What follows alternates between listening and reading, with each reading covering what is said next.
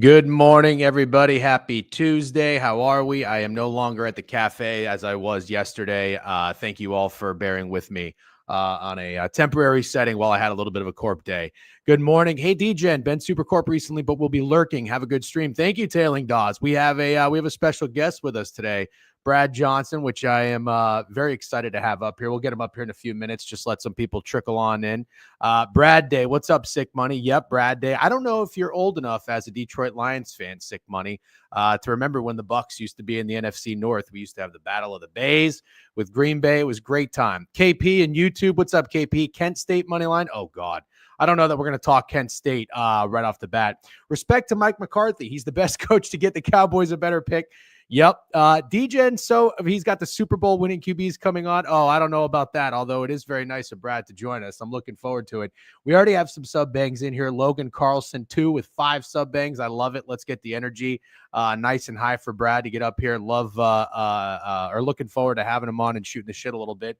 And then asking him about his trick shots. If you're not familiar with the trick shots on Twitter, maybe you are familiar on TikTok. I'll have him talk a little bit about that more, and then I'll be sure to give you the usernames to follow him.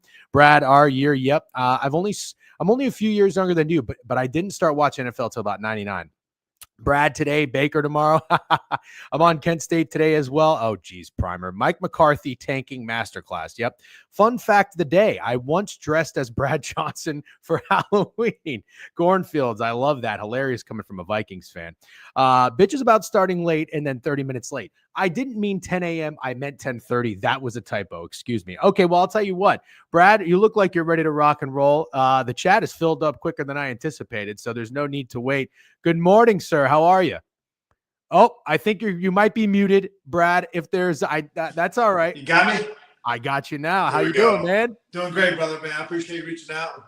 Yeah, man. Ready to go. All right. Well, first and foremost, I have to wonder what was going through your head when you saw someone by the name of the Degenerate in your Twitter DMs. I had to Google it, man. What is that? You know what I mean?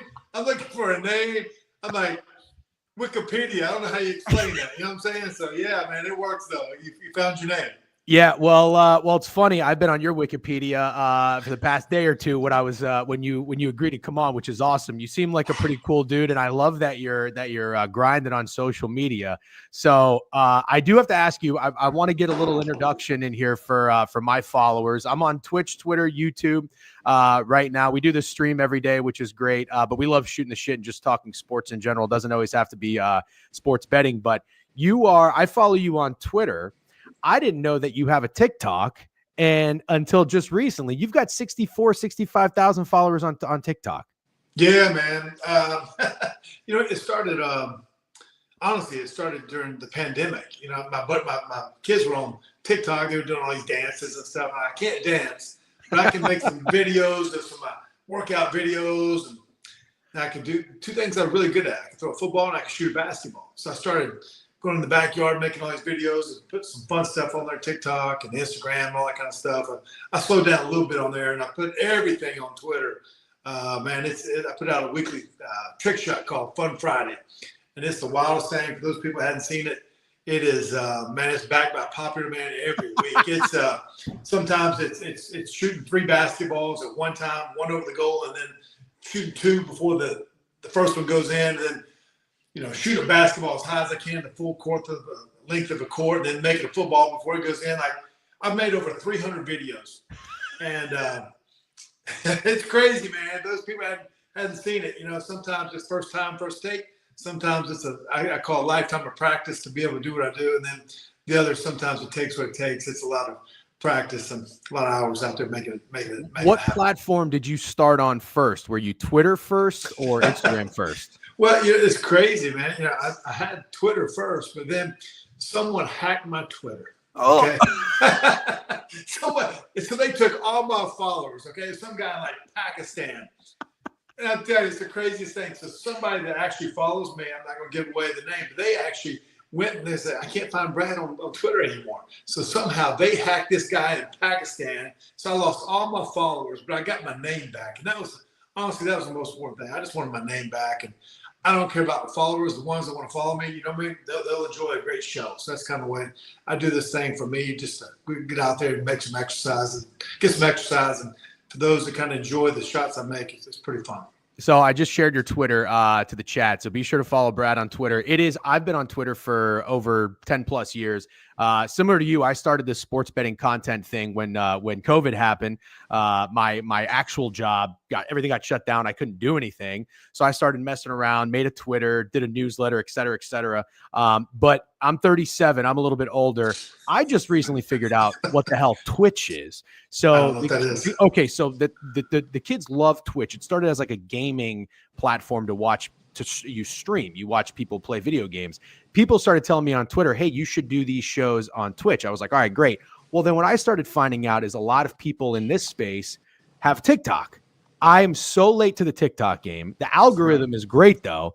And everybody I come across on Twitter, like in your example is perfect. You've got 4,000 followers on Twitter. You have 10x that, 12x that, whatever the math is on it on TikTok. So I would imagine either you're doing something really right on TikTok or the app is just working for itself. But do you have somebody that edits your videos, or I can't figure this shit out? I have no clue, man. I'm just glad I got to be StreamYard with you today, okay? I mean, listen, social media, technology, I'm terrible at it. And honestly, like the stuff I do it for fun. I don't make any money. I don't do anything like that. I do these things to get exercise. I find humor, and those that follow me, they will find me. And but I try to make the greatest show on the earth as far as making football and basketball trick shots, and social media wise, I've had fun kind of sharing some of the things I get to do, and hopefully those will enjoy it also. Well, you do great. Your videos, some of them have music behind them, but the one thing I know, somebody already made a comment, and this was my thing for the trick shots. Right. Be honest, on your average video, how many takes are we talking? Well, that's why I tell you, it's sometimes the first take, but I try to, I'm going to be honest with you. I try to make these things so hard that no one else can do them. Okay. Sure. Because either you can't physically make the shots, or 2, are you crazy enough to sit out there and do it as long as that? and honestly, that's why when I make these shots, it's true jubilation is what I say. So I try to make it, the longest one that I've done is 15 and a half hours. Okay. So that's 7 days. But right now I kind of get that mode about 8 to 9 hours that it takes, because it takes a lot of practice. And I usually the shots. It's usually, honestly, it's not just a one shot deal. Most of them, it's usually a series of 3, 4, maybe 5 in a row. There's one video, a football video I did. It's called Corner Pocket Second Pole. So stand in the corner of the end zone, throw around the first pole, and hit the second pole. Hit it 5 times in a row, and that was a wild one. And then there's another one called Picasso, where it's take one ball and flip it backwards over the goal. They take 2 balls and flip them and go in. So when I go out there and make these videos, I'm a one-man show. Okay? So it's crazy. It's me. Nobody's even chasing the balls for you. That's the greatness of it all. Okay, because I like the it's me, a table, a tripod camera, a bag of balls, and some water. Okay, and so when you miss these shots, you got to go get it, and that's the part of don't quit, don't give up, seize the day, and when that moment comes, it's going to be an unbelievable celebration. But a lot of times when people go out there, they're like, they want to start doing the trick shots. They got these crazy ideas. I'm like, no. I'll retrieve my own ball. I got my own idea, and I got my own shot. So it's just me out there with the camera making it happen. I respect the absolute shit out of that. All right, and one of my last questions, because I do, like I said, I want to give a little bit of an introduction, because we've got some younger audience. There's people that probably in their early to mid 20s who I want to make sure they properly know who Brad Johnson is as a football player, and then the trick shot master. Your family, you got 2 kids, 2 sons. Actually, somebody just commented, played with Brad's sons, Max and Jake. Both are great guys and players. And you're married. And my question is this: there had to have been a point where your wife and kids are very impressed by your skills. Is there now a point where they roll their eyes like, oh, here he goes again, coming up with a new trick shot? Or do you just continue to amaze them? They just laugh at it. They find there goes my dad again. There goes my husband again. Like, it's crazy. They know I get enjoyment out of it, and I'll come back. I'll send them the tape first and say, "What do you think? How good was it?" You know what I mean? And they just they kind of laugh at it. Max and I actually did one video. We threw the ball full court. We both hit it at the same time. Like, we did it like on the second toss. And so he's a quarterback now in North Carolina, but we look back at it like it was it happened pretty fast. But no, everybody just finds humor with it, you know what I mean? And there's been times where I didn't get the video done. I'm kind of walking up the steps back to the house like Rocky Balboa did the very first time after he couldn't run the steps, you know what I mean? So it gets exhausting, but it's fun doing it. Everybody just finds humor with it, Yeah, I will say I appreciate it's like a chef, like just making sure you use like proper fresh ingredients to make your masterpiece. But even more so than just the shots themselves, I think you do a really good job on camera. You just got good vibes. Yeah. And backed by popular demand definitely gets the people going right out of the gate. All right, so I was on your Wikipedia page. And again, I am a Bucs fan. You were, so I remember in the late 90s, my family tried to make me a Green Bay Packers fan. I was watching the Bucs in the Battle of the Bays, and I just kind of started falling in love. I played fullback when I grew up. Mike Alstott was kind of my inspiration. But then, 2002, the Super Bowl season was obviously the best season of my life. Even though later on the Bucs got a Super Bowl with Tom Brady, it wasn't really the same for me personally. But I was looking at your profile. I never knew you were 6'4". By the way, 6'5". 6'5". Okay, so Wikipedia is shorting you an inch. 2-time Pro Bowler. Yeah. Played 17 years. Yeah. 40-yard dash, which this is what I love about you. We have this in common. 5.02 in the 40. 4.98. Okay, so Wikipedia is wrong there. You did play high school. I'm sorry, you played basketball and football in high school. So you're from Athens, Georgia. I grew up in Black Mountain, North Carolina. Okay, my bad. Went to Florida State.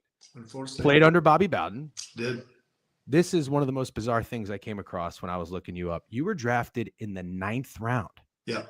I didn't even know there were 9 rounds. There wasn't back in 1992. There was 12 rounds. Okay. And I was the 14th quarterback taken, 227th pick. I only started one game my senior year at Florida State. I was playing behind my best friend, Casey Weld, who was actually the runner-up to the Heisman. He got drafted in the 3rd or 4th round that same year. It's kind of unique. I was a basketball player. I was the player of the year coming out of North Carolina High School, scored 2,400 points, and played 2 years of basketball at Florida State. And so I was a late bloomer getting to football. I made All-American. I was an All-American high school player, but I spent all my time playing basketball. And so I was a little bit late bloomer, and I really didn't kind of get my feet settled in as far as my skill set, really probably to about my third year in the NFL. So it took me a little while, but kind of maximize what I could do. Well, you know what I think is amazing? You got traded to Washington, and they threw the bag to get you a first, second, and third round pick. Yeah. And in your first year playing with Washington, you were a Pro Bowler. Right. I mean, was there some sort of chip on your shoulder? I think there always is. Okay. But when I got traded, it was kind of mutual at that point. I'd gone through a bunch of injuries. Okay. So I had a major neck injury. I broke my, in 98, had a major neck injury, almost couldn't play again. I broke my foot the second game of the season, broke my thumb the ninth game of the season. So, you know, I'd been in Minnesota for 7 years. I got to go to Washington. I was playing under North Turner. We actually won the division that year, threw over 4,000 yards, which at that time was a big deal. Team record. Yeah, at that time, yeah. But it's just, I really enjoyed it. But I had great runs at every place I was at, but it's just time for me to go to Washington at that point. It was a childhood dream because I grew up in North Carolina. The Redskins at that time, they were my favorite team. No kidding. Oh, that's interesting. So wait a minute. So what made you decide on Florida State? Was that like a tough recruiting pitch? Well, I really wanted to play basketball. So there's a guy at my high school basketball player in front of me named Brad Daugherty. Brad Daugherty went to North Carolina, was an All-American, played in the NBA, 5-time NBA All-Star. I grew up playing against him. He was my hero in high school. Roy Williams, who later up being the high school, he ended up coaching North Carolina Hall of Fame coach. He used to coach in my high school before he left North Carolina to go to North Carolina. So, but my dream was to play for a guy named Bobby Crimmins at Georgia Tech. And I went on my recruiting trip to Georgia Tech, and he said, "Brad, you got a scholarship here, but I only play 5 guys." And the guy that I recruited in front of you is a guy named Dennis Scott. Oh, so, I'm Magic fan, so that's great. Love Dennis Scott. So that's him. So at that time, Dennis Scott was an All-American. I played against him in high school, in a couple of camps, those kind of things. But he said, "That's my guy." And but he said, "Brad, what do you think's best for you in the long run?" And I told Coach Crimmins, I said, "Listen, I'm a better basketball player now, but I'll be a better football player in the end." He says, "Well, you should do what you think is going to be best for you for your career-wise if you think you can go pro." And so Coach Crimmins was honest with me. That's what I appreciate about him. That's why I wanted to play for him. But so I chose a school at Florida State, the legendary coach, Bobby Bowden. Yep. Man, he's incredible. And then my QB coach at that time now has become my brother-in-law, Mark Richt. He was the head coach at Georgia and Miami. Yep. So he hooked me up with his sister, so it kind of worked out well there, you know. Did you develop? So I'm from Central Florida, and you know, I had a little affiliation with the UCF Knights, but all my friends went to either Florida State, UF, Miami, or USF. So I've been to 5 Florida State games. They're 0-5. My friends in Tallahassee told me I'm never welcome back. But did you develop any sort of rivalries or like personal? I know hatred's a strong word for either the Gators or the Hurricanes. Like maybe still to this day, are you rooting against any of these other Florida schools that you may have played against? Right. We at Florida State, we always said the national championship. If you win the state championship, that was at that time was between Florida and Miami Hurricanes. Yep. You had a chance to win the national championship. When you go back and look at the records, I mean, the national championship teams from like 1987 through like 1999, it went through the state of Florida. One of those 3 teams were playing for the national championship. So at our time at Florida State, we beat University. I was there at school at Florida State for 5 years. We beat Florida 4 out of 5 years, and then we lost to Miami 4 out of 5. And a couple of one was a wide right, one was a 2-point play. And I mean, honestly, I tell people like inches matter, yards matter. And probably in my career at Florida State, we're talking about 2.5 yards, end up winning 2 national championships, make a field goal or 2 in the pros, have 2 chances to go to 2 other Super Bowls. So it's a matter of inches, a matter of yards, and every point matters. Yeah, no kidding. I remember watching that game, the wide right game. I was golfing with my dad and my grandfather. We were at the back nine. I don't know if you're a golfer, right? You always Yeah. go in at the turn, you get a hot dog or whatever. That game was on, and we just sat there and watched the rest of it. We didn't even play any more golf. It was incredible. All right, but to get into your pro career a little bit, there's a couple of fascinating records that you hold that I'm sure you're aware of, but I like to repeat them so the viewers know. You're the first player to ever complete a touchdown pass to himself. Yeah. It actually won an ESPY award for player of the year. That was my next thing. I was going to say, did you know you won an ESPY? Well, no, at the time. Well, that's another story. Holy smokes! But the play was for those that don't know is it was in 1997. We're on the 3-yard line, and the play was called dot left spear, Rip Dallas, and basically I was going to throw a little stick route to the tight end, about a 5-yard route. The ball got batted up to me. I caught it, scrambled, dove into the end zone, and scored a touchdown. At the time, we didn't know what it was. Was it a touchdown pass, touchdown catch, touchdown run? So we didn't know until after the game what had really taken place. And so it won an ESPY award. So at the ESPYs, that was actually the first year for the ESPYs, okay? So, they had this drawing. Well, I actually won the ESPY but did not get an invite. I got the award like 6 weeks later. They sent me a box. It was like a 3-foot box, had styrofoam stuff from everywhere. It landed on my floor for like a week. So I got the award. It was a nice award, but I wish I kind of got to the event. But at that time, it was the first year for it. So, but pretty cool looking back. Yeah, that would have been a cool experience to actually go and attend the award ceremony. You are the first quarterback to go 13 straight seasons with a 60% or higher completion percentage. Yeah, that was one thing I appreciate saying. That was really one of the things I took pride in, to be honest with you. I think accuracy, a lot of times it's about decisions, then accuracy, and then making clutch plays, and obviously great players around you. The game has changed now. So back when I played, to throw over 60%, that was a big, big deal. And now you want to throw over 65, maybe even 70%. The game's changed with a lot of bubbles and hit screens and those kind of things. But it's a pretty cool thing to be a part of. Okay, when I had no idea, you went and played in Europe in 1995. What was the reason for that? I did. Well, we said earlier, I didn't play much in college. Okay? True. I only started like 6 games. My first 3 years in the pros, I tell people all the time, I didn't get any playing time, okay? When I say that, I didn't get any practice time. To be honest with you, I got maybe a few scout team reps, okay? So, I mean, on Tuesdays or day off, I'd go throw to a bag of balls. And I could take a bag of balls and throw it to a net and get equipment manager to catch it. So, eventually in 1995, I was back and I had Rich Gannon, Jim McMahon, Warren Moon. They were the quarterbacks in front of me. And so in 1995, the World League came back. At that time, there's London Monarchs, Amsterdam, Frankfurt, Dusseldorf, Scotland. I can't remember. There's one other team. But I needed a chance to go play.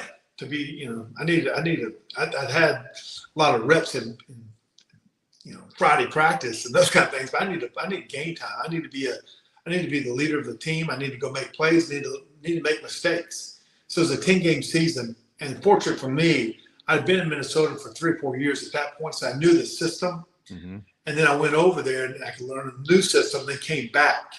But for a lot of guys, they hadn't been with their teams very long. So they had to go, and then they didn't get to be a part of all the mini camps and those kind of things, and came back and they didn't make their team. So there were 19 quarterbacks that went over there that year, 1995. Oh, shit. And I think only 4 of us finished the season. A lot of those guys came back. Either they got hurt, didn't play well, want to get back to their own mini camp. So for me, it was the boldest move I made in my career. Not everybody that goes over there makes it back. Some guys that have had success with it was obviously Kurt Warner, Jay Fiedler, John Kitna, a couple other players, a couple other quarterbacks. But it's a tough league to go through to make it back. And it was the boldest move I ever made. I needed to make it. Well, I'm glad I asked you about that because that's a pretty cool backstory. I had no idea, and I thought that was pretty. Honestly, I thought for a second it was an error. I'm like, there's no way this guy went and played European football while he's in the NFL. You don't hear about that very often. Okay, so throughout your career, you played for a few teams. Obviously, you made your way to Tampa. I read in Wikipedia that you spurned the Baltimore Ravens. Is that true? Say that. I wouldn't say spurned. I wouldn't say spurned at all. I'd say, I had 3 or 4 teams in free agency when I left Washington. And Kansas City, I think Cincinnati, and Baltimore. And at that point, honestly, Brian Billick we'd been together for 7 years in Minnesota. And man, I loved him, had a lot of respect for him. And it was just that would have been a great fit. But for me to go to Tampa, when we started in the contract didn't make sense in Baltimore for me. And then it kind of spurred me on to like, you know what, Tampa would be the right fit for me, contract-wise and playing style-wise. It made better sense from a contract standpoint. And Elvis Grbac ended up going there. It ended up being a one-year deal, not the deal that I wanted. So I got what I wanted out of it. But so much respect for Baltimore, so much respect for Brian Billick. So it wasn't a spurn at all. I think sometimes you got to make the best decision for yourself. And that was, and then honestly, they just won the Super Bowl. And then but I felt Tampa, it was a team that had never won a Super Bowl. And I played against them so many times. I had Tony Dungy. He was our defensive coordinator when I was in Minnesota for 3 years. And then I played against Tampa so many times in Minnesota and Washington. So, you know, Derek Brooks and Warren Sapp and John Lynch, like the list goes on of guys that I knew and had a lot of respect for. There's a rivalry between us, but there's a lot of respect. So it just made sense for the right move, personality-wise, besides just knowing one person at Baltimore. I knew a bunch of guys in Tampa. So when you go to Tampa, you play for Dungy, and then Gruden comes over. Now, I'm just curious. Did it ever cross your mind, holy shit, this guy's never going to let me take a snap out of shotgun? You must have been under center taking 7-step drop backs, even on like 3rd and 15. I mean, that's really what I remember is Gruden never liked to run shotgun. Yeah. It's like the dinosaurs. If you never adjust, you'll go extinct. You know what I mean? So, you know, it was interesting. I was the last quarterback to take every snap from underneath center. Okay, you won't see that now unless it's some wing T school in high school. You know what I mean? So, but at that time, that was kind of the way the game was. Gruden at that time had a hard time with a few things. Okay, so it makes sense. So one, sometimes the ball, you know, at that time the ball was snapped over the quarterback's head. Mm-hmm. The other was adjusting your run game with how to do it from underneath center to shotgun, and then the ability to throw quick passes.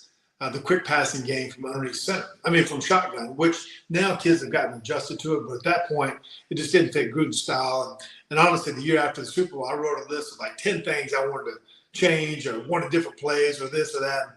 And the shotgun was one of them, but it didn't happen. So Gruden finally adjusted.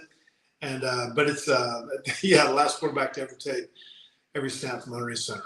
Did you ever forget his play calls are, I mean, it's notorious for how many words he uses in a play call. We've seen the clip of Chris Sims where you can't remember it. Did you have a pretty tough time learning his verbiage in the playbook when he first came over? Yeah, no, it's a great question. It really is. And so one of the first meetings I had with Gruden, okay, 2 things were said. On his part, he said, Brad, we're going to win the Super Bowl this year. Wow. And how is John Lynch and Simeon Rice and Rondé Barber, how they going to blast off the Joker right X short 22X drop halfback burst, and how they gonna stop triple right F right 358 Nebraska X scene. You know what I mean? So basically, we're gonna do it this year. We're gonna declare war on our defense. We had a bond that was competitive in practice. We had a lot of great players on offense that just don't get talked about, from Mike Allstott, Keyshawn Johnson, and Keenan McCardell, and Joe Jurevicius. Ken Dilger. Yeah, Ken Dilger, Ricky Dudley. I mean, the list goes on. But obviously, we've had a lot of Hall of Famers on the defensive side. Sure. And, but one of the things I did say to John, I said, John, man, it's sometimes it takes me a little time to learn to call the plays, just because it's a lot. It's a lot of information, being audible ready. And I remember the first call when John Gruden got the job, I called Rich Gannon. Rich Gannon and I had been teammates at Minnesota, and he's coming from Oakland. Rich Gannon said, Brad, I hate it for me because I'm losing one of my best friends and a great play caller, somebody that's impacted my career. But I'm happy for you, because you're getting ready to be programmed in no other way you've been programmed before, as far as running the right plays, being audible ready, and just being game ready. And so with Gruden, a lot of times I would struggle calling plays on Wednesday and Thursday in practice, like repeat that play, coach, those kind of things. But I would take the scripts and I would read those things more than you can imagine, just over and over. And I'd get to practice. I'd get there about 6:30 in the mornings and kind of just read the scripts every day, just practice, be able to call the play in the huddle.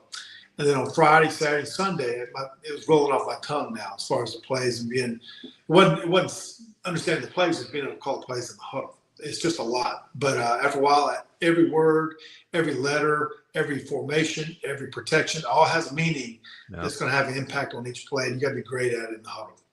So speaking of Joe Jurevicius, actually, and Brad, I appreciate the time, by the way. We'll finish up strong here. Thank you very much.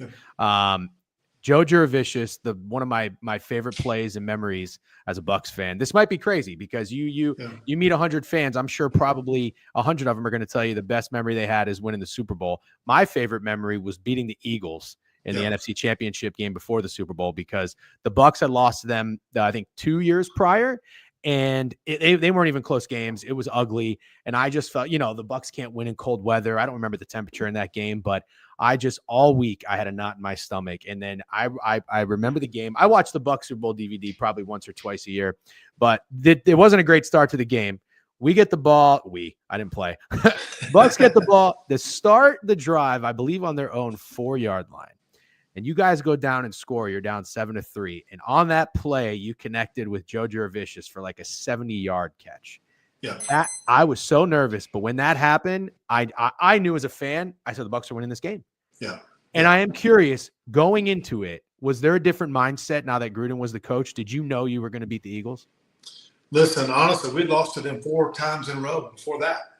They beat us in that same year, October 20th, 2002. They beat us 20-10, I believe. But it was ugly.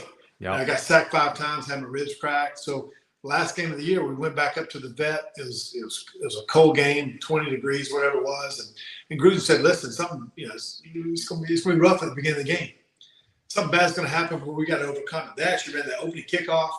Brian Mitchell ran it back to our 25-yard line. Deuce Staley runs to the next play, touchdown. Yep. The towels were waving and all those kind of things. And it started out ugly. I threw a pick, first or second drive of the game. But that play you're talking about to Joe Jurevicius, I think is the most important play of Tampa Bay Buccaneer history, okay? Wow. Rondé Barber, he closed the game out with the interception to Donovan McNabb, and we're up 20-10 and scored the Super Bowl. That's probably the most memorable play to me in Tampa Bay history. But the most important play to me was that play to Joe. And the play was called triple left, 83 double smash X option. So basically, there are 2 corner routes, 2 flat routes, and there's going to be a little jerk route over the middle, X option. And I almost checked out of the play. Okay, I almost checked out of the play because I thought they were going to blitz, and we caught him in the perfect coverage. Hit a little 5-yard little crossing route to Joe Jurevicius. He ran for 73 yards. You go, Joe, that kind of thing, and we scored on the next day. But that was a propelling play that we could score points. We could move the ball against their defense, and without that play, it was a momentum play. I don't know if we win it all. And so I give all the credit to just sticking with the rules on that play. And then obviously Joe Jurevicius doing the rest of the work. So it was a triple left 83 double smash X option and changed a lot of people's lives. So going into the Super Bowl, there is obviously Gruden playing his former team, the Raiders. Yeah. You made a really good point, by the way. I saw one of your clips of your interviews. It was like, oh, the Bucs know their plays. And it was like, well, Gruden was there for a few years. They knew ours too. I thought that was a fascinating point. Here's something I'm really curious about, though.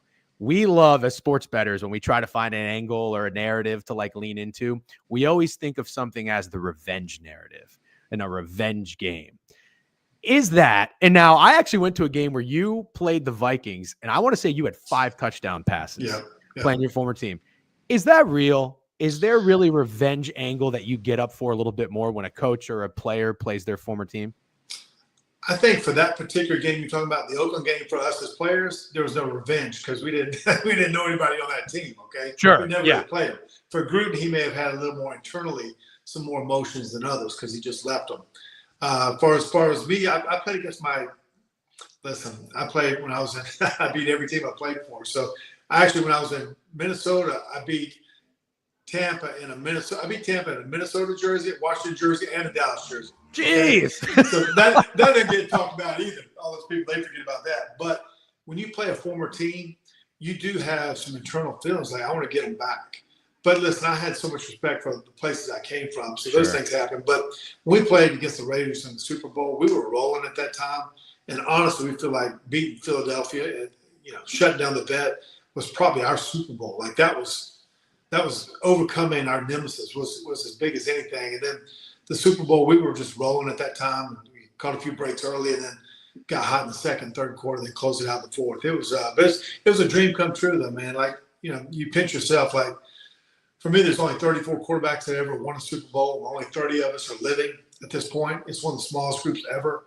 There's more presidents than we've had more presidents in the United States, or more Kentucky Derby winners, or more Master winners, those kind of things. But we did it as a team. Yep. And Gruden made the point to our team, no one on that team, no coaches, no players had ever won a Super Bowl. And that was the truth. Wow. And so we came together as one of the best defenses of all time. Offensively, we could do whatever we wanted to when we needed to. At those times, had a great kicker, Martin Gramatica, and it was just to have confetti fall on your face. It was pretty incredible. Pretty incredible day. Yeah, the last thing I'll ask you, football related. Then I just got one more question about the trick shots, and we'll get you out of here. I think the craziest thing that I can ever really fully wrap my head around is that if you look at the Super Bowl, by the way, it was a little closer than the score indicated. It was a struggle early. Yeah. Dexter Jackson has 2 interceptions, and he's Super Bowl MVP. Yeah. But you know what? It stuck with me. Dwight Smith had 2 interceptions that he turned into touchdowns. Right. But I was rewatching. When I rewatched that game, I realized the second one happens at the very end of the game. And even I think Madden was commentating that game. He said, well, look, this happens just as we learned that Dexter Jackson wins the MVP. And it was kind of interesting because you would look at that and think, obviously, whoever has the 2 pick sixes is going to win. But right. Yeah, that was an incredible game. I'm glad you said it felt like the Bucs Super Bowl to win the NFC Championship. Brad, it's been great talking with you. I have one more question about the trick shots. Yeah. Do you ever fear that you might run out of ideas? I'm getting close there. To be honest with you. I mean, and here's the thing: like, I pushed limits so hard, and so this past year, like in my videos, it's all about making the first ball last. So if I shoot 2 or 3 balls, the first shot that I shoot, the second and third one are going to go in before the first one goes in. Yeah. So it's just creativity. I've got a list of about 125 shots, like different kind of shots that I've done, but over 300 videos. So a lot of times the sequence of the shots is the key to making the videos. But it's I push the limits. There's a good trick shot this week. Next week, at the Friday after Thanksgiving, you're going to see a compilation video. It's it's fun. It's fun. Love it. So you have fun with it. Actually, there was one last thing. I had a viral video go around on Twitter where I talked about today's quarterback play in the NFL. Are you a pretty casual NFL fan to this day? Do you watch Sundays or even Saturdays college football? Well, I got 2 boys playing college football, so I don't really get to see a lot of the games because we're at their games, So I watch as much pro football as I can. Do you feel like there's any sort of decline in today's play or the quality of the NFL? Well, there's some great quarterbacks too now. Sure. I mean, like that gets lost. I mean, they're throwing for a lot of yards. I think one of the hardest things for quarterbacks these days, is that coaches, they're not in the same system for a long time. Because if you're an offensive coordinator, you did great, you're probably moving on. And so do they keep the same system for quarterbacks? Those kind of things. And one of the hardest things about these little 4 and 5 stars that they give out to high school kids, and some of the college quarterbacks that come out, like, what team did you play for, and what competition were you playing against? Okay, that's in high school. And then the college things, a lot of times when they go to pro, how good was your play caller? How good was your play caller? Did he set you up with a bunch of RPO throws? Because when you go to the pros, you got to be able to you got to be great at protections. Okay, if you can't pick out the mic and slide the protections or change the plays or that, so it's protections, progressions, and then being accurate, and then being decisive, and then being clutch. Those are the 5 keys for me. So, but I don't know if guys get progressed a lot in high school or college because the coaches are always leaving. What kind of system do they get to play in? And the pros or coordinators may be leaving a little bit earlier than you would like them to. Very, very good point. Brad, I can't thank you enough for taking the time and hanging out with us, man. We all really appreciate it. I just dropped the Twitter link to your profile again. Everybody be sure to go follow Brad_Johnson_14. TikTok I don't have on me, but I'll make sure to direct everybody there as well. Keep putting up the videos, man. We love them, love the vibes, and really, really great having you. So you're a great dude, as we expected, following you along your career. So thanks a lot, man. I really appreciate it. Yeah, no, I appreciate you having me on your show and the Degenerates. I'm a fan. Let's go. Let's go, Brad. All right, man. Have a great day. Enjoy the rest of your week, and we'll be in touch. Very good. Thank you, buddy. All right. Cheers, man.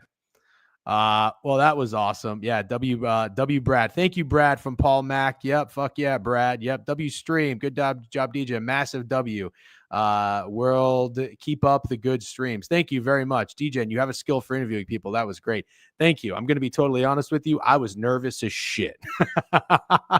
I was nervous as shit. By the way, thank you for the subscription, sub bangs. Ian, Clam Mucker, Otto Gelato, Logan gave out 5 to start. We had to put a couple people in timeout there. I said, I don't know what's going on with Yay Lads and the MAGA this, Redskins culture that. Come on, we got to be better than that.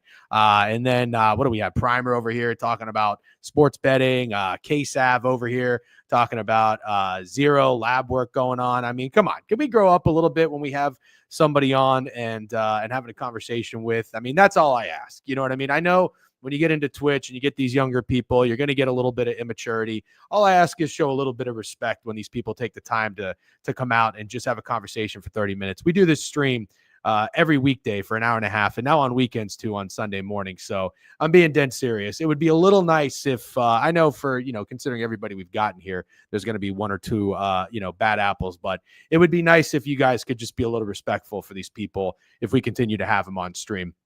That's probably going to be my last warning.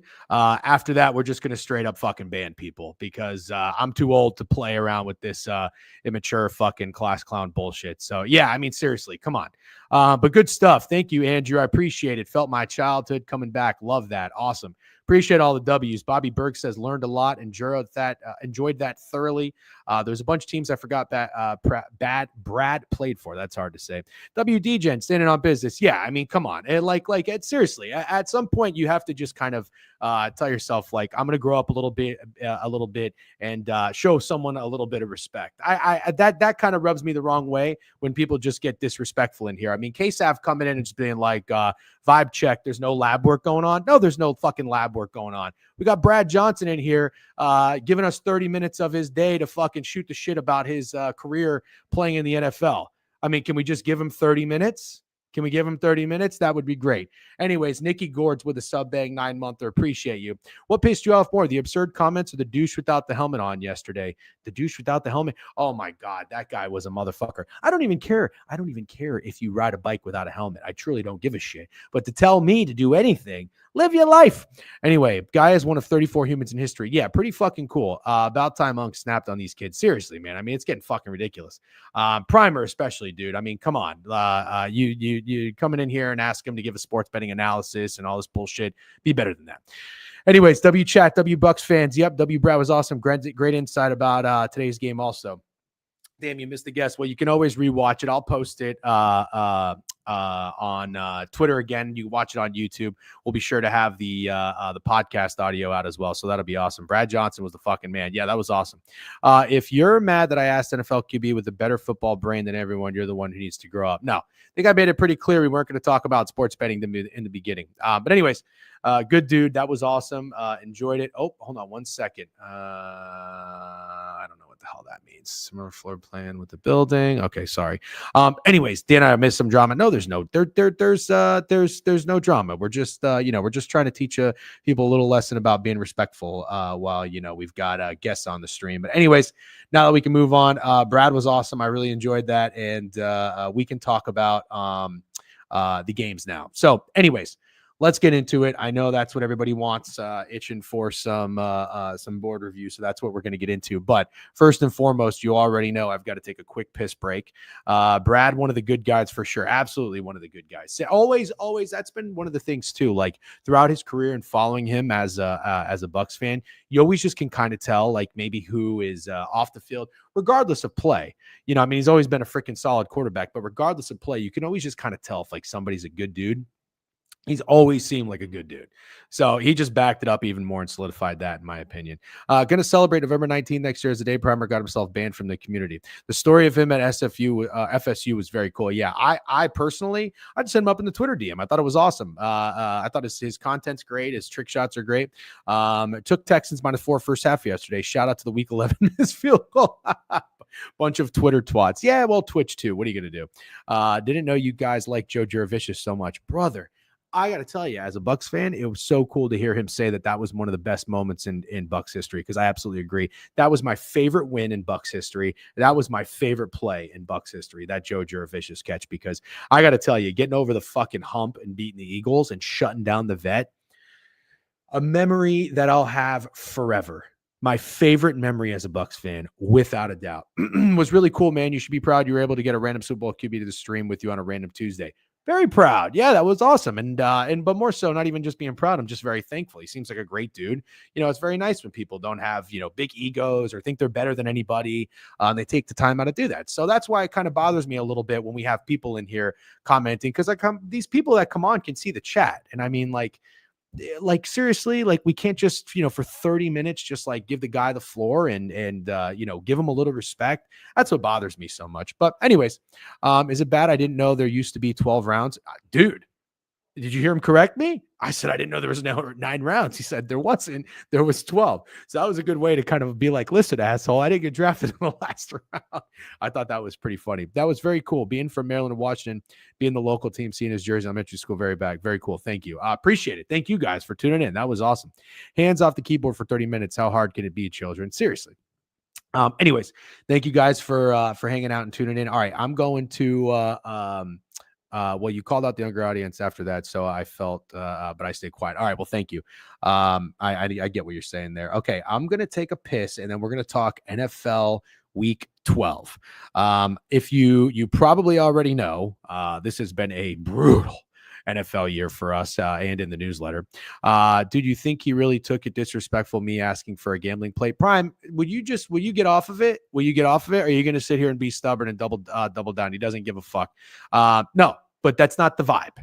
That's not the vibe. There's a saying out there. That you're probably going to learn one day when you get a little bit older. It's called read the room. Okay, I know right now every 21-year-old thinks that they know everything and that the fucking world revolves around them. It doesn't. Okay, it doesn't. So there's a little thing that's called reading the room. You think Brad Johnson's coming out here and talking about sports betting and picks? No. Read the room, okay? Yeah, it's not that hard. Just show some respect. Anyways, let me take a piss. Here's the board. I'm going to get this graphic up, although our guy Snidesy was unable to. I got this picture. I didn't even use it, by the way, which is hilarious. I got this. Nope, that's college football. I got this graphic. I'm going to use this, and I'm going to say I'll be right back. I am.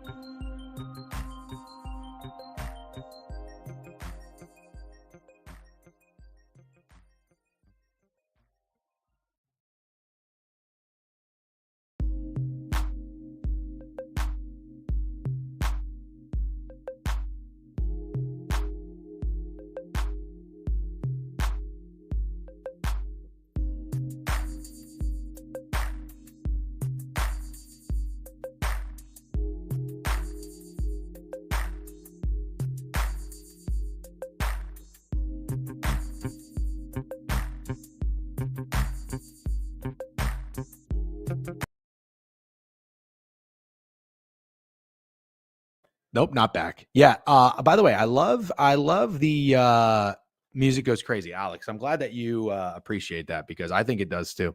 Can we be? Yes, absolutely. Now you can return to your disrespectful class clown bullshit ways, of course. Okay, let's get into the board. Let's stop fucking around. That was a great interview from Brad Johnson. Thank you to those who were showing respect to one of 34 Super Bowl winning quarterbacks, or not at that time. It was 34. Okay. Let's talk Thursday night, ladies and gentlemen. Lock in. Seriously, lock in. Lock in. You see me licking my lips? I don't usually lick my lips like LL Cool J. I don't usually do that. But I got to tell you, my lips are chapped. What's your take on the Indiana situation? I don't know. Hold that thought, Spain. We'll talk about that later. Right now, we're going to lock in. Okay, we're going to lock into the NFL Week 12 board. Pittsburgh and Cleveland. We're going to talk about this game more on Thursday. I got to tell you right now, though. You thinking what I'm thinking? Real quick. You thinking what I'm thinking? Pittsburgh.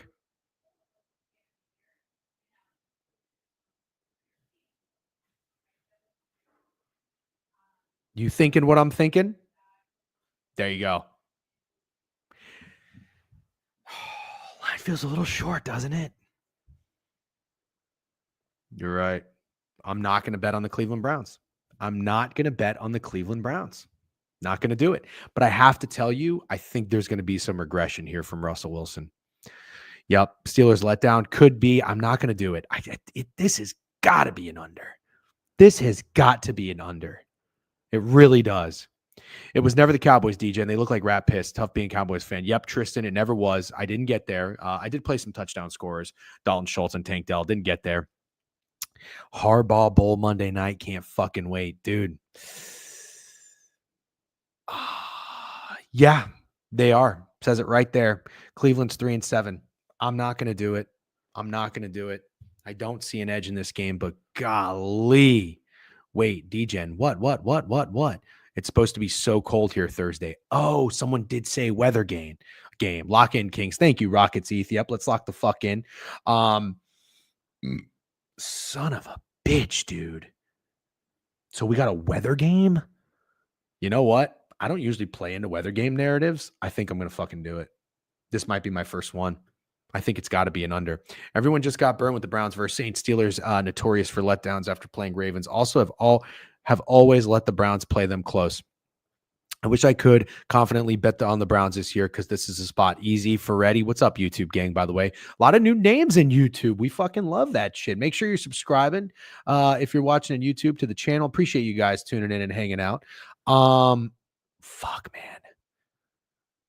I think Easy Freddy actually just said it really well. Are you betting Cavs Celtics? Thomas, for the love of God, lock in NFL Week 12. But yes, I'll be on the Celtics first half. What about the Steelers team total under? Yeah, sure. J.K. Dobbins to touch on the Harbaugh ball sure seems live. Yep, don't trust an under with Jameis Winston in the game personally. That's a really good point. Hill Daddy, you could rewatch it though. You could rewatch it. All right, let's keep moving. We'll spend more time on that game Thursday. God damn, that's going to be good. Dallas and Washington. Washington laying 10, total 45. How is it not the Commanders in a fucking smash spot? The Dallas Cowboys. The Dallas Cowboys are fucking dead. Dead.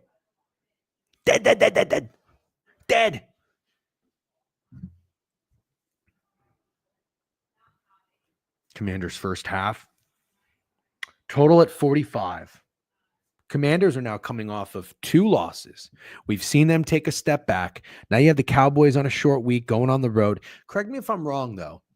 Don't the Dallas Cowboys typically play the Washington Commanders fairly well in Washington? There's a call for bad weather Thursday. Thank you, Puddin'. Yep. Yeah, I made that video yesterday, and I said the Cowboys are in for a decade of pain. Guys, quick question, though. I know I said let's stay locked in, but it's football related and it's Cowboys related. People keep telling me, DJ, what are you talking about? It's been pain for 30 years. If you think being a Cowboys fan for the past 30 years has been pain, you don't know pain. You don't get to have 4 winning seasons and then 1-6-10. And then 3 more winning seasons and then 1-6-10. That is not pain, my friend. That is not pain.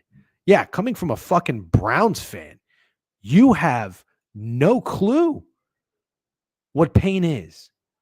There you go. I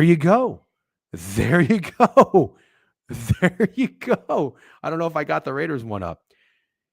You got to be kidding me. These Cowboys fans that are commenting on my TikTok too. I'm actually going to pull it up. I couldn't believe it. I could not believe it. I go to my TikTok. I go to this video that I put on. The comments are going crazy right now. Let's see. I think it's been 3 decades, sir. You've just went 12-5 3 seasons in a row. You've gone to the playoffs. You must have forgot about the Dave Campo, Quincy Carter, Chad Hutchinson, Bill Parcells, and Vinny Testaverde era. I can't speak. Sorry. It's almost been 30. This is hilarious. This is one comment. Somebody said it's been almost 30 years since a deep playoff run. They've been suffering for years.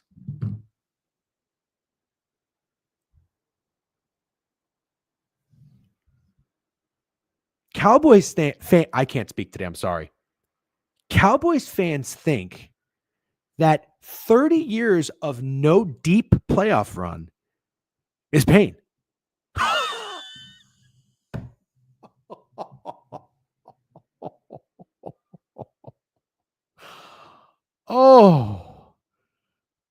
Oh my God. This is why I'm sending out the warning call. I'm trying to prep. I just went to the dentist yesterday. Before they put the shot of Novocaine into your gum, they give you a little Q-tip with some like gel on it that preps the area for the fucking ginormous needle that's going in. That's what my video was yesterday. My video was that Q-tip with the gel, trying to prepare the area for Cowboys fans for pain. You don't know pain. I'm sorry. I'll move on from this. But I'm shocked that Cowboys fans think that there have been bad years, like painful years. No, you're in for it. Cowboys fans deserve the misery that Dolphins and Jet fans have. Yeah, it's coming. They go and learn. Check the total wins history. Lions and Bucks at the bottom. Can definitely see Micah Parsons walk from the Cowboys when the contract is up. Me too. That's why when I listed the 2 players that the Cowboys do have, being CeeDee Lamb and Dak, I know Micah's one of them too, but I have a weird feeling Micah's not going to stay. I don't know why. Okay, let's keep moving though. I don't know that I'm going to play in that game, but it's not going to be the Cowboys. Bucks on the road, laying 5. You're probably wondering, Dejan, are you going to go see your Bucks play in MetLife? Hell nah. But I do have to work on Sunday, and then I'm flying back to Central Florida for the holidays. I don't usually go home for Thanksgiving. I usually just go for Christmas, but we're going to switch it up this year. It's been a while. Tommy Cutlets versus the Bucks. I'll tell you what you're going to get in this game. I'll tell you what you're going to get. It's not great. The timing of it is not great for Tampa. You don't want the old quarterback change. You don't want the goalie switch. You don't want that spark. I would much rather be playing Daniel Jones. Am I worried the Bucs are going to lose this game? No. Do I think I want to lay 5 points on the road with them? No, I don't. Tommy DeVito is going to have to make some plays. All right, here's what I think the Bucs are going to do. I think the Bucs are going to do a good job of containing the run, containing Tyrone Tracy. I don't know how I feel about Baker and the boys outdoors in the cold. I don't know. It's going to be freezing in MetLife, but they did just have a bye, lacking weapons. DJen, how long have you been in this gambling space? I've been doing the Twitch streams for about 2 years. I had the account. I started it like after COVID. Probably about 3 years I've been trying it. I'll tell you though, the first year I don't know that I really went like full throttle. I've really probably been like really pushing it for 2 years though. But anyways, Baker is a dog. Mike Evans is returning. Yep, should be getting Big Mike back. So here's what's going to have to happen. What's going to have to happen is this. God damn it. Hold on one second, guys. Good morning. Oh, okay. I'll call that guy back. What's going to have to happen in this Bucks Giants game is the Bucks are absolutely going to have to get a lead. And I think that they can. They've been really, really, really good early in games. I mean, Baker Mayfield goes over his 1.5 touchdown passes in the first half, although he didn't go over last game. The Bucks have to get a lead. You have to put pressure in Tommy DeVito to make some plays. He's probably going to make a few big throws. Neighbors is probably going to have himself a game.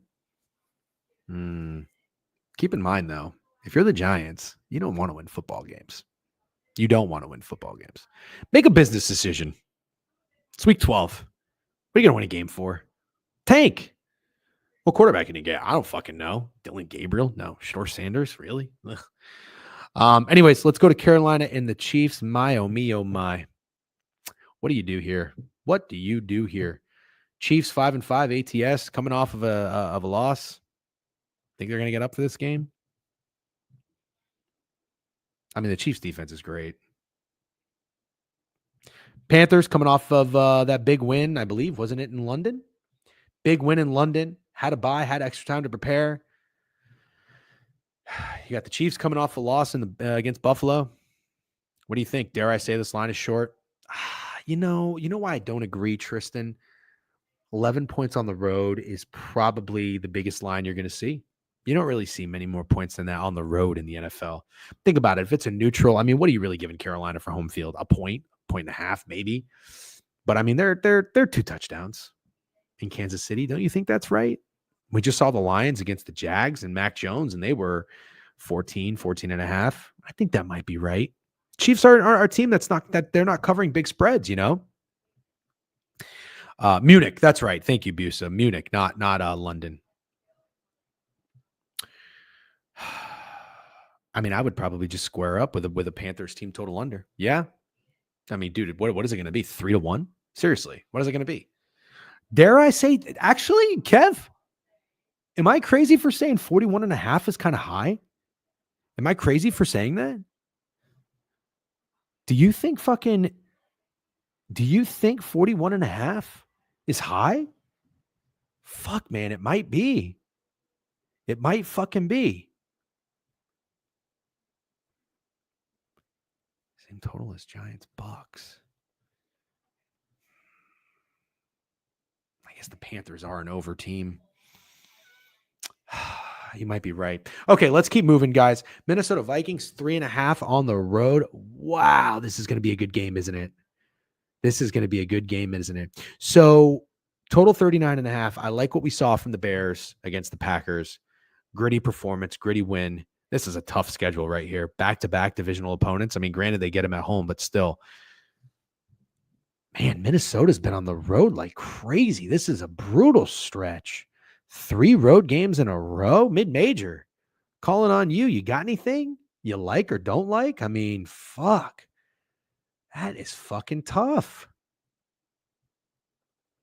That is fucking tough. I don't know, dude. I don't know what I like. You fucking love the Bears. Wow.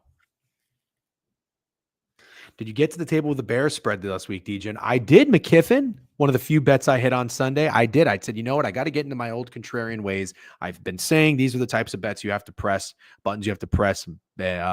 Long term, I think you profit in the NFL. Vikings played sloppy versus the Jags and should not have covered versus the Titans. Fair enough. Fair enough. Matt, I have a weird thought. Just hear me out for a second. Hear me out for a second. This is a weird thought. These narratives that you just said, though, I think everybody knows that. Just hear me out for a second. I think everybody thinks that. Nobody's really impressed with the Vikings lately. The Bears just covered and almost beat the Packers. Do you think giving that hook is a little trappy? I've been pretty good with my reads about potential dupings with home dogs. Do you think giving that hook is a little trappy?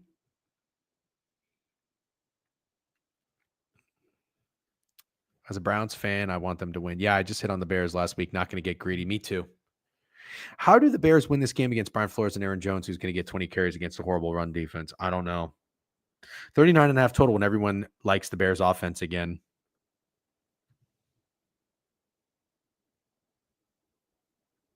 I think you're on to something, Cam. I think you're on to something. But I will say this, though. Cam, I'm going to push back, actually. I always look for a way to play devil's advocate. You already know that. We did just see a 40.5 total, 41 total against Green Bay. Vikings defense is better. Offense hasn't been great. Maybe it makes sense. You know? No. Do the Bears have any fight left? Past 3 weeks have been brutal. I don't know. This could be a smash spot, honestly. The Bears have their best effort last week, and yeah, 2 red zone turnovers and missed field goals. Yep. These division games are always close. Yep. How did the Bears respond after the Commanders? They got killed. Similar vibes last week. Ooh, see God. That's a fucking good take. That's a good take. I got to tell you, see, we got locked in quick. You guys are doing great, by the way. We got locked in fucking quick. You guys are doing great right now. This is what we do it for, too. Dejan, where the fuck is Steak this morning? I don't know. He's not supposed to be in here. He comes on Wednesdays. Oh, I know what you mean. He's not in the stream. I don't know. He said he was going to try to tune in, I think. Maybe he's busy. He is a busy guy. All right, here we go. Patriots and the Dolphins. Okay, so I have a thought on this. Broncos lost on a blocked field goal and came out and put up 38 points. It's a good point. But I do think we're talking Matt Eberflus here. You know, I got to give Sean Payton credit, man. I've never been a big Sean Payton guy. He's doing great. A lot of changes since that Washington game. Yep. Okay, let's keep going here. Patriots and Dolphins. Wow, a lot of divisional games, guys. That guy fucking sucks. I see what you're saying. But the Vikings are 7-3 ATS. Hard to open them under a field goal against a team on a 4-game losing streak. Fair. Drake May is literally putting the worst roster in football on his back. Yeah, he is. And it's so weird that the Patriots are making him do that. One of my biggest takeaways, and I talked about this in the Twitter space, and I talked about this on the stream, watching that game and having the Patriots, you know, I was really, really shocked by how aggressive they were early in the game. I didn't really find it necessary. You know, and I know I hate this about sports bettors sometimes, where it's like you try to spin your perception of the game or the narrative or blame the play calling to fit your bet. And obviously you would be like, oh, DJ, you're just saying that because you had Ramondre Stevenson over rushing yards, which he did hit, thankfully. So like, yeah, I want them to run the ball. But even if I remove that from the equation, because I'm capable of doing so, I still don't know that I totally agreed. Like there were some really good plays on 1st and 10, you know, throwing the ball, and it wasn't like a stupid pass like down the field 20 yards. It was like a wide receiver screen or 5 yards to the tight end, and they would go for first downs, and I'd be like, okay, these are working. But I think 6 of the 7 first downs that the Patriots had, they threw the ball. At halftime, Drake May had 21 passing attempts, and I was just scratching my head. I'm like, what are we doing here? You got the Rams defense from traveling west to East Coast, short week, run into these motherfuckers. Wear them down. I'm confident Ramondre Stevenson can get you to 2nd and 6. And then what happens? One of the passing plays, defensive line gets to Drake May, sack, strip, fumble, and they give the Rams on a short field, you know? So I'm really interested to see what that means from the Patriots moving forward. And what I'm kind of getting at here in a real long-winded way, you know, I know the Dolphins put up some points against the Raiders. But you know what I really find interesting? It's kind of wasn't it really their defense that made a lot of plays? No, they only had 1 interception. Never mind. I mean, the defense held the Raiders to 60 rushing yards. Wow. No, Vegas punted 1 time. Forget everything I'm saying. Basically, what I want to do, I want to lean into this over. It's kind of a football brain play. I think that I don't want to get in front. I've said this since the Bills game. I don't want to get in front of Tua. I don't want to fade Tua. I like Tua right now. I think he's out to fucking prove a point. I think he's got a big old chip on his shoulder. And I think against the Patriots, you kind of look at the trajectory of the Dolphins, right? You blew, since Tua's come back, let's think about it. You blew that win against the Cardinals. You fought your dicks off against the Bills in Buffalo. Then back-to-back road games, you grind out a win against LA. Then you come back home and you play the Raiders off a bye week. You take care of them pretty easily. Now you have the Patriots coming into town. Patriots are like decent. They're 4-6-1 ATS. I feel like they're much better off of a loss than off of a win, right? I don't know that I want to lay the 7 with Miami, but wouldn't it kind of make sense that the Dolphins offense really fucking unloads on somebody? You know? I think it could be this game. And you got McDaniel, who I still consider a bozo, but you've got some tape on what they were capable of just doing with McVay's offense and those passing plays. I mean, these guys were wide open. Tua is going to have a day. Tua's going to have a day. Tua's my guy. Tua's my masterclass guy. The special guest done. Hope you held your own with football knowledge with him on stage. Alan Dims, yes, you should go back and rewatch it. Feedback was good. I think everybody said I did good. Talk to him, DJ. Was sweating Drake May into all He tackles it two twice. That's tough. I feel like I can't overlook this. I think the Dolphins here. Yeah, I do too. Dumbest game plan on defense, not having Gonzalez shadow Puka the entire game. Yeah. Gonzo takes Hill out. Maybe. I like the over. I like the Dolphins offense. I like Tua. I think Tua passing yards leader. Dolphins highest scoring team. Weekly specials are heating up. 3 weeks in a row. Alvin Kamara, fucking barely lost rushing leader. Eagles highest scoring team. Goff passing leader. Let's go. Let's fucking start hitting some bets. That would be great. All right, let's keep moving. Tennessee Titans, 8-point dogs against the Texans. Total 41.5.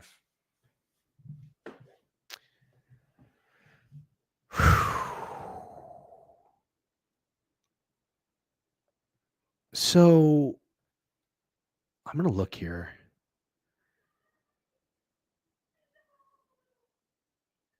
I mean, this is the biggest spread. This is the biggest spread the Texans have been all year. Prime wanting Belichick by Thanksgiving in Dallas. All he will get is an unseasoned turkey and burned mac and cheese instead. Hilarious. No. Tell me Waddle does the right receiver play this weekend. No. Is it the Texans in a smash spot? Titans got to be dead, right? Titans got to be dead. I mean, they're 1-9 ATS. The Texans are looking good. The defense is a little concerning at times, though. This is actually a pretty good take, Rocket. It's definitely the Texans or the over. Titans fan, yeah. Man, I really actually think it might be the Texans. I think it might be the Texans, and I think they might make it very nasty. I thought the Texans looked pretty good last night at times. That's also not saying very much because the Dallas Cowboys defense is bad. We know that. Bad.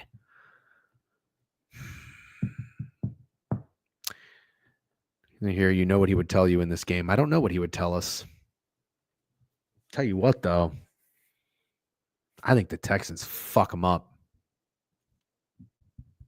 But at the same time, I'm trying to think like a smart person, right?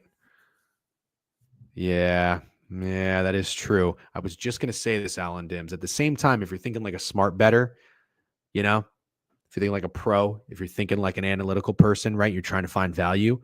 Are you getting a little bit of an inflated line because the Texans just had that win against the Cowboys, who are terrible, and the Titans have lost the games they did when they kept them pretty close, you know? Well, they didn't keep the Chargers game close, but they kept the Vikings game close. Titans defense isn't bad. Yeah, they got some dudes. They really do. I'm shocked they didn't it wouldn't make sense to trade 4 people and then trade people away. It wouldn't make sense. Titans defense has some guys, for sure. I don't know that I like the over. I think 41.5 is actually pretty low. Squaring up in the NFL is paying. Yeah, I kind of want to do it. Also, after yesterday, 7-0 ATS first half, the last 7 games. Good shit. You got to think conference divisional games stay close. Yeah, you're right. It does not. It's probably not profitable to be betting the big favorites, the favorites in general, but the big favorites in divisional games. You're right. That's well said. 2 Zims. It's also a divisional game, which could be interesting. Levis has been stepping up a little. Fans are impressed. Yep. Bang, Logan, same page. Yep. Okay. All right. I think that total is kind of low. Personally, I think that total is pretty fucking low. That's what I think. All right, let's keep moving. By the way, thanks again for tuning in, everybody. Really appreciate that. The interview with Brad Johnson was awesome. If you missed it, you should go rewatch it. YouTube, Twitch, Twitter. If you're watching on Twitter, be sure to like it, retweet it. Love that shit. Thank you, Cracker White and Marty Guan with a retweet. Appreciate that. That's awesome. If you're watching the YouTube, make sure you're subscribing to the YouTube page. If you're on Twitch, hit the follow button. Sorry for the corp promoting bullshit. By the way, I don't do a good enough. There's the newsletter link, by the way. Go to the website. I might be doing a Spaces with Freddie Mills tonight to talk college basketball, 5 o'clock. So I'm going to check with him and double confirm that we can do it. My wife has some work functions tonight and tomorrow, so we'll take advantage with some sports content. Not that she gives a fuck anyway. She's cool as shit about this stuff. But, I like to, for personal reasons, like to kind of keep a balance and not do too much degenerate shit. But I think tonight we'll do a Twitter space with Freddie. So, yep, CBB guy. The guy's on fucking fire. W podcast listeners too. Yes, W podcast. You can listen on the Board Review podcast, Apple and Spotify. Appreciate that. DJ, a good hubby. Trying to be, man. I need to start placing Nick Westbrook touchdown every week. Indiana Hoosier. W stream, DJ. Great interview. Thank you, Lancer. Feedback was awesome. I appreciate that. If you guys have any guest ideas, let me know. Can't be too big, obviously, but we've got to reach out to some people who would be willing to make time to come on. I think that'd be great to throw in there, maybe Tuesdays, Thursdays. It's a little bit slower. Anyways, let's keep moving.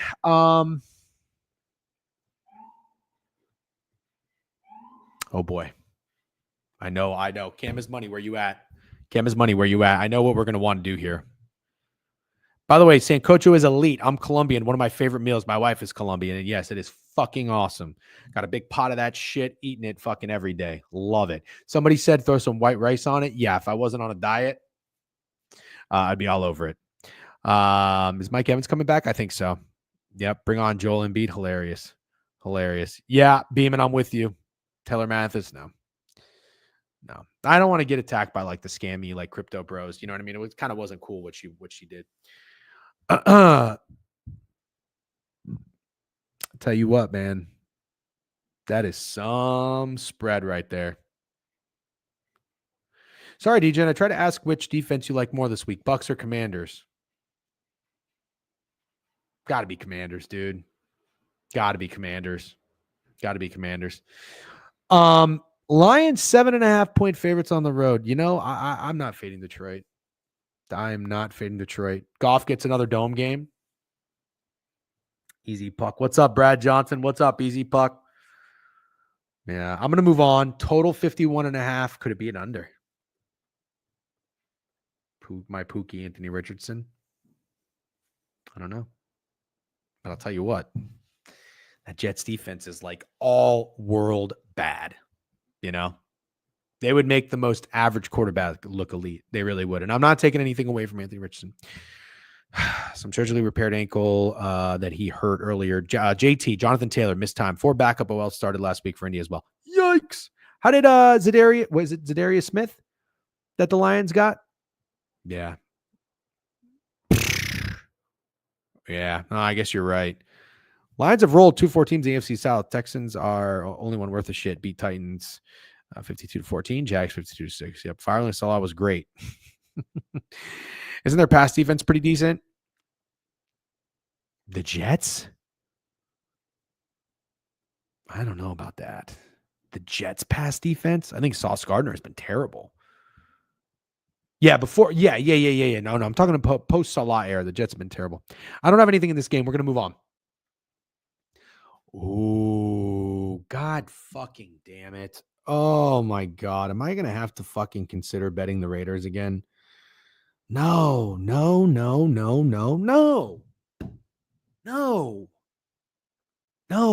I don't want to bet the fucking Raiders again, dude. I'm so sick. Raiders fatigue ASMR.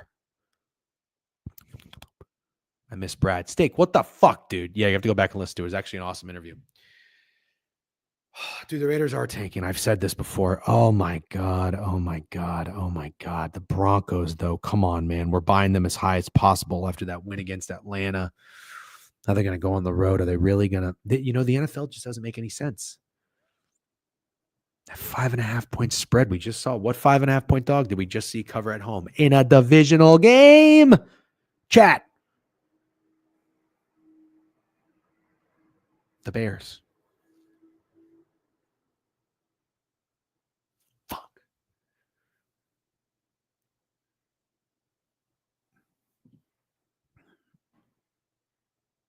I don't want to bet the Raiders.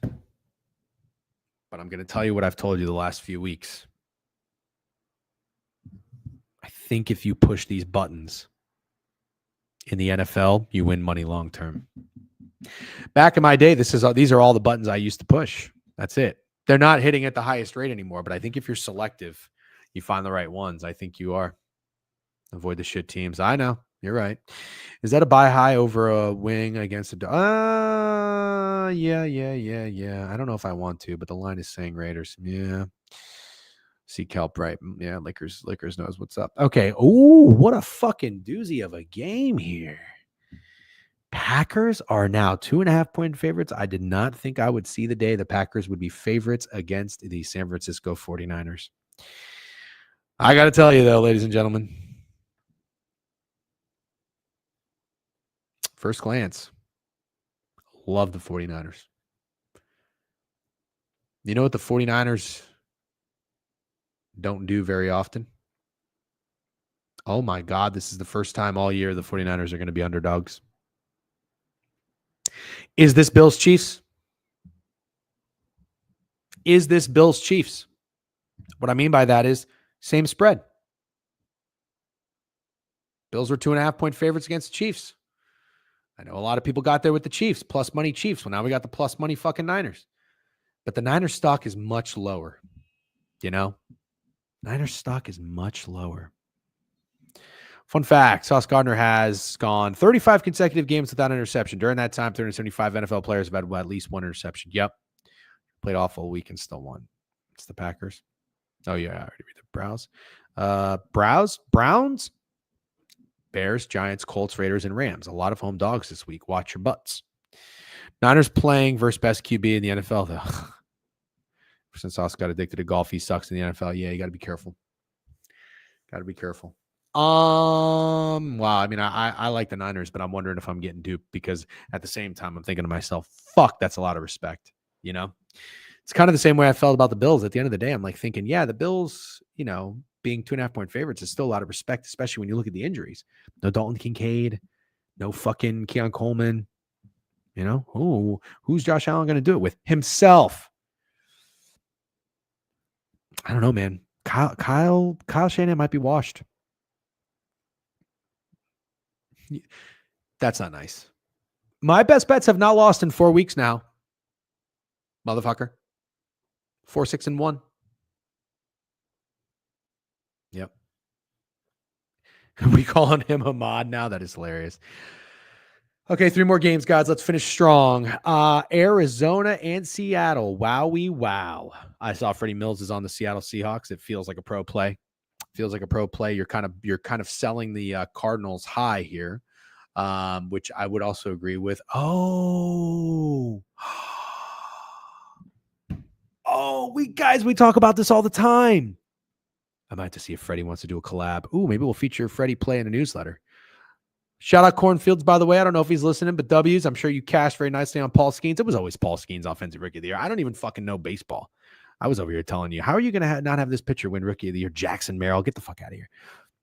These guys won 5 out of 6, covered 5 out of 6, 4 straight, going into a bye. When you are moving and grooving and feeling yourself, you don't want to get stopped. You don't want to slow down. When you're hot, you want to keep pressing. Now you get a week off. Then you got to reset. Ooh. Seahawks coming off of a big win, obviously, against the Niners. Dude, I like it. I'm going to tell you right now, I've been watching the Seahawks team, and I know there's been a lot of people, a lot of smart people, much smarter than me, that have talked about Mike Macdonald being a phenomenal young head coach. I think the Seahawks have been one of the most poorly head coach teams in football. And they needed a bye week. Cleaned it up a little bit. Defense played better. Shut down the Niners. Beat the Niners. Tailing Freddie Bills. Like the Seahawks. Eagles and Rams. Ooh, baby, I love your way. Any day. Hey. Let me tell you something. All I talked about was buying the Eagles offense when they got healthy and after their bye week. Did I do it one time? No. And all these fuckers have done has gone over their team total. Actually, I don't know what their team total was in this game. Maybe they didn't go over their team total. I've talked about wanting to buy the Eagles offense. I haven't done it. This is where I'm doing it. Fuck the Rams. Fuck the Rams. Fuck the fraudulent Rams. Eagles 3-point favorite. So I want to lay 3. 24.5 versus Washington. So they did go over. Fuck. That's all I fucking talked about was buying the Eagles offense. I didn't do it one goddamn time. Son of a bitch. Thank you, Ramble. High school Jackson Merrill. Oh, dope. Cardinals fans drinking the Kool-Aid. They've been victory lapping the whole bye week. Yeah. I'll tell you this. I like the Eagles. I like the Eagles offense. I want to fade this Rams defense. I think it's a good time to do it. Either the Dolphins or the Eagles high scoring teams. Also, you got the Rams coming back from the East Coast. A lot of travel. Eagles in a dome. We got to like that, right? Got to like that. Purdy is hurt. Ooh. Sorry, got Corp for a second. That's okay. The Eagles are laying 3, total 51. How well this defense has been playing, I wouldn't have expected that. No shit. I like the Eagles offense. Harbaugh Bowl.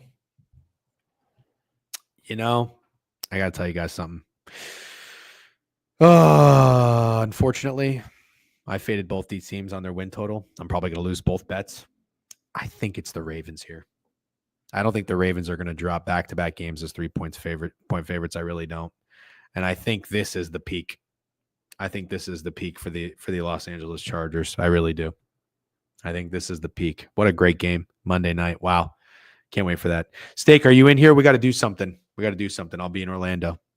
All right. Good. Couple good games here, guys. Couple good games. Let's run it back real quick. I am going to shut it down at noon, though. I'm getting fucking gassed.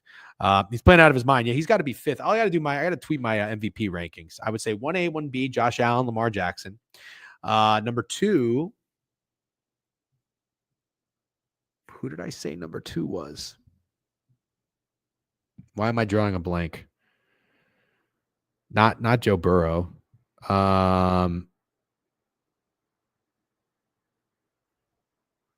Who did I say number 2 was? NBA tournament games today? Fuck. We fucked that up. Goff. Thank you, Delaney. Yes. Number 2, Goff. Number 3, Justin Herbert. I go to LA Friday. Was thinking of going to this one. Yeah, sure. Absolutely. Burrow still has to be up there. He's playing out of his mind. He's playing well. He's got no defense. So I would say 1A wouldn't be Lamar and Josh Allen. Number 2, Goff. Number 3, Justin Herbert. Number 4, Joe Burrow. Number 5, Baker Mayfield. No, Kyler's got to be up there. We got to have Kyler up there. Kyler's been playing pretty well. Jamar. Yeah. Okay. Number 7, Derek Carr. I'm just kidding. AR5. No, I don't think so. Okay. Man, I like this under, guys. I might square up with this under. Oh, no, I said Josh Allen. What are you talking about? Jameis Winston? No. I was like, did I forget Josh Allen? I'm all over the place today. I'm rattled after the Brad interview. That took a lot out of me. He was awesome, though. Go back and listen to it if you didn't. That was great. I'll clip it quite a bit, too. Washington smash spot probably. Maybe the over, too. Bucks, I don't know. I don't like laying 5, but I do think the Bucks probably first half maybe get out to an early lead, although I don't know. They're coming out of a bye. They kind of needed it. It's going to be tough. Kind of lean under, if anything. Chiefs, Panthers, another square spot. Panthers probably team total under. I don't know. I think this is a little trappy here, getting the hook with the Bears. I don't know that I like the Bears here. Love the Dolphins offense. Going to buy them every which way. Team total over, high scoring team, et cetera. I like the Texans, but it's not profitable to fade divisional dogs, so I'll probably stay off. Detroit and the Colts. I lean Detroit here. I'm not fading Detroit. Absolutely not. I think it's the Raiders. This is an interesting game. I would have leaned Niners at first. Now I'm not so sure. Maybe an under. Agree with Freddie Mills and the Seahawks. Absolutely love that. I like the Eagles offense, and I think it's the Ravens. Would love more guests on the show for real. Awesome. Awesome. Guys, by the way, get in the Discord now if you want to. It's just a big hangout group chat, talk sports. It's not what you think it is. It's not like a fucking, we're handing out lottos and parlays and winners and shit like that. Nothing against that, by the way. But we're gonna have to put a paywall up because the bots are insane. So I'm gonna give everybody one more shot. Get in. It's gonna be $1. You know what I mean? I'm not charged. I'm not fucking making money off of it. Good hockey board today. Listen, I wish I can go through it. I'll look and I'll tweet some shit later. I will play it. Today's a good day to gamble. Actually, you know what I legitimately smell? Forest fire. Not kidding. I smell a fire. And there's been fires in the Northeast like crazy. Wow, we lost another one to the Corp world. What are we talking about? Who got Corp? Oh, for the paid Discord. No, we got to keep the bots out. Is Rosa Betts in there too? That's actually very hilarious. Can you look at the Cavs Celtics line real quick, Unk? Listen, blindly, Celtics first half. No, but that would be unfair to look at anything NBA related and not anything NHL related. I am an equal opportunity employer, and so I'm not going to show any favoritism to the league. We grinded the NFL. We had a great interview with Brad Johnson. Ladies and gentlemen, thank you very much. Rosa currently in Alcatraz. What does that mean? By the way, I went to Alcatraz when I was younger. It was a pretty cool tour if you've ever done it. Owner's Box. Let's go rate Owner's Box. We'll probably be on there maybe Thursday. I got to see what's up with those guys. I do have very corp days. Fuck. Oh, no. Fuck. Tomorrow's the biggest stream of the week. And I think I'm fucking corp.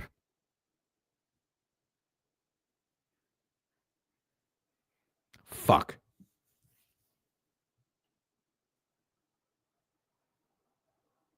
It just hit me. I'm going to have to figure some shit out. I got a really busy day tomorrow. I have a 12 to 2, a 3, a 4:30. I think I had something else that I was going to try to do at 11. I don't know when I would stream. Fuck. And then Thursday's busy too. I'll have to figure some stuff out. Anyways, guys, thank you very much. Are you hiring? Yeah, not yet. I wish. Congrats on the Magic win, by the way. Thank you. I'm going to send you guys over to Owner's Box. Thank you for hanging out, as always, showing some love. Just appreciate the support, the follows, the engagement. Everything's been great. You guys are awesome. We're going to try to get right in the NFL. We really are. All right. We don't like losing bets. I know people call me a meme capper and this and that. I don't like losing bets. I like winning bets. All right. So we're going to try to get right. We'll do another podcast tomorrow night. I'll see if Steak is available. If not, we'll have Mid-Major on if he can do it. If not, Mid-Major will be on Fridays like he has in the past. So, all right, guys, have a great day. Thank you again. Appreciate it. Good luck on all your bets. Peace.